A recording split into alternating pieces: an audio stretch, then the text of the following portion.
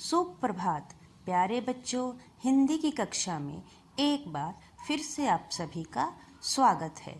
नए सत्र व नई कक्षा के लिए आप सभी को बहुत बहुत बधाई व शुभकामनाएं।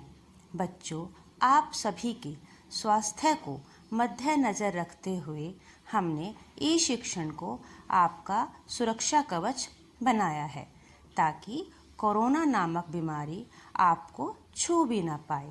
बच्चों, कोरोना से बचने के लिए हम सभी को सरकार द्वारा बताए गए सभी नियमों का पालन करना है। तो आओ बच्चों, हम सभी अपनी नई कक्षा का शुभारंभ अपनी हिंदी की पाठ्य पुस्तक कोकिला के पाठ 1 ईश महिमा से करें। पाठ 1 ईश महिमा। ईश अर्थात ईश्वर के गुणों का गुणगान। प्रस्तुत कविता में कवि ने भगवान के गुणों का गुणगान किया है। बच्चों, भगवान के द्वारा बनाई गई यह सृष्टि बड़ी ही सुंदर है।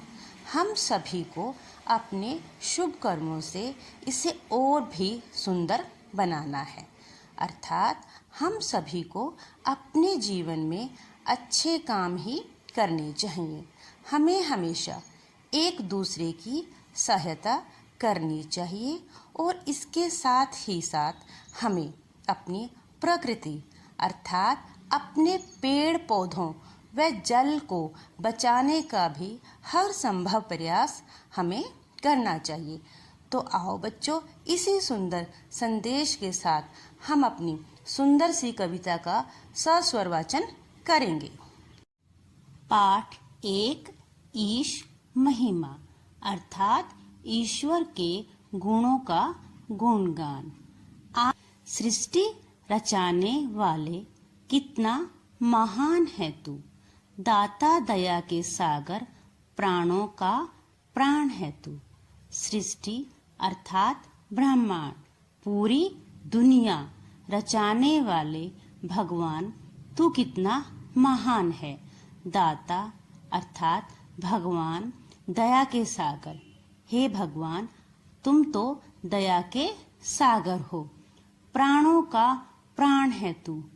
तू तो सभी व्यक्तियों के, सभी मनुष्यों के प्राणों का प्राण है। अर्थात सभी मनुष्यों के प्राण तेरे अंदर बसते हैं। सूरज बनाया तूने, चंदा बनाया तूने, तारों को रोशनी दे, नभ को सजाया तूने। तूने ही सूरज को भी बनाया है और चंदा को भी बनाया है, जिसने हमारे जीवन में प्रकाश ही प्रकाश भर दिया है। तारों को रोशनी दे, तूने ही तारों के अंदर भी रोशनी भर दी है। नभ को सजाया तूने। हे भगवान, तूने सूरज, चंदा और तारों को बनाकर इस आकाश को तूने ही सजाया है।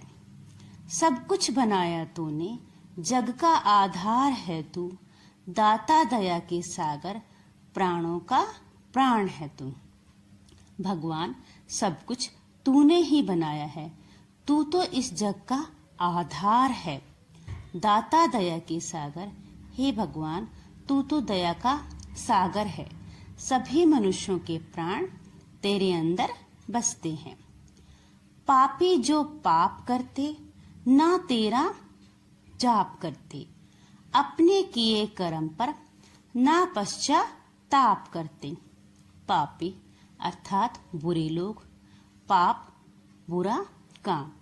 जो बुरे लोग बुरा काम करते हैं और ना ही तेरे नाम का जाप करते हैं, अर्थात ना ही तेरी पूजा अर्चना करते हैं, अपने किए कर्म पर और उन्हें अपने बुरे कर्मों पर भी किसी प्रकार का कोई पश्चाताप नहीं है।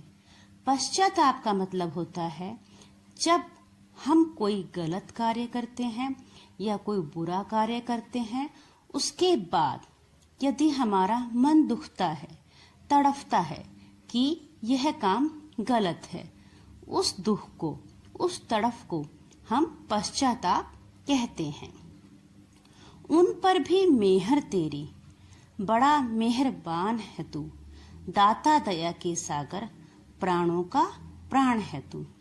भगवान, जो लोग बुरे हैं उन पर भी तेरी मेहर है, अर्थात तू उन पर भी दया करता है। तू तो भगवान बड़ा ही मेहरबान है, बड़ा ही दयालु है। दाता दया के सागर, प्राणों का प्राण है तू। हे भगवान, तू तो दया का सागर है, सभी मनुष्यों के प्राण तेरे अंदर बसते हैं। बेमोल बैठे पंछी तुझको ही भज रहे, ऊंचे पहाड़ टीले दुल्हन से सज रहे। बेमोल अर्थात बिना किसी मोल के तू किसी पंछी से किसी प्रकार का कोई भी मोल नहीं लेता है, और वो तेरे वृक्षों की शाखाओं पर अर्थात टहनियों पर बैठे हैं, तुझको ही भज रहे। वो हमेशा तेरा ही गुणगान अर्थात भजन गाते रहते हैं। ऊंचे पहाड़ टीले, ये ऊंचे ऊंचे पहाड़ भी तूने ही बनाए हैं जो दुल्हन से सज रहे। नगमे से बज रहे, मीठी सी तान है तू, दाता दया के सागर, प्राणों का प्राण है तू। जो नगमे हम गुनगुनाते हैं, नगमे मतलब गीत, जो गीत हम गुनगुनाते हैं उनमें जो मीठी तान है वो तू ही है भगवान, दाता दया के सागर। हे भगवान, तू तो दया का सागर है, प्राणों का प्राण है तू, सभी मनुष्यों के प्राण तेरे अंदर ही बसते हैं। बच्चों, इस कविता के माध्यम से कवि हमें बताना चाहता है कि भगवान के द्वारा बनाई हुई इस दुनिया में हम सभी को प्रेम भाव के साथ रहना चाहिए, क्योंकि हम सभी के मन में भगवान का वास होता है, अर्थात हम सभी के अंदर भगवान होता है। आशा है आप सभी बच्चों को यह कविता अच्छे से समझ में आ गई होगी। आप सभी बच्चों से मेरा अनुरोध है कि आप इस कविता को ध्यानपूर्वक पढ़ने व समझने का प्रयास करेंगे। धन्यवाद। आपका दिन मंगलमय हो।